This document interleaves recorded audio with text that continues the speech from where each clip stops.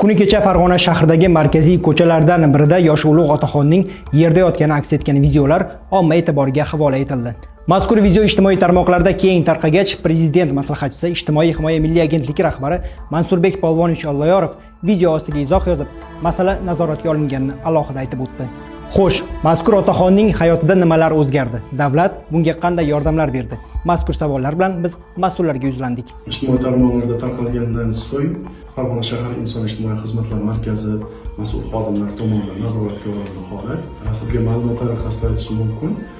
Ushbu shaxs Oltiariq tumani Bo'rboliq mahallasida istiqomat qiluvchi fuqaro ekani aniqlandi va oilasi bilan suhbat olib borilganda doimiy spirtli ichimlikka hujum qo'yganligi aniqlandi. Shu holatdan kelib chiqib, fuqaro ichki ishlar xodimlari ko'magi bilan, xalq tili bilan aytganda, narkologiya markaziga olib borildi va hozirda u kishi ixtiyoriy ravishda davolanish uchun ushbu muassasaga yotqizildi.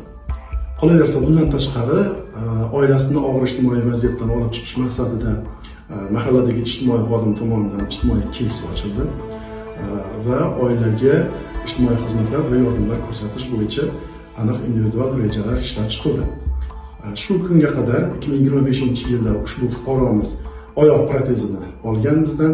Qolaversa, isitish mavsumida 1 million so'm miqdorida tabiiy gaz va elektr energiyasi iste'moli uchun 1 million so'm miqdoridagi bir martalik moddiy yordam olgan.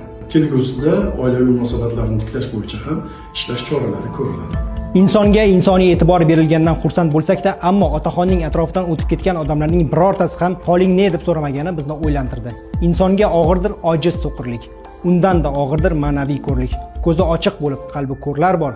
Ko'zi ko'r bo'lsa-da, qalbi zo'rlar bor. Muammoga befarq qaramagan prezident maslahatchisi Mansurbek Polvonovich Olloyorovga o'z minnatdorchiligimizni bildirib qolamiz.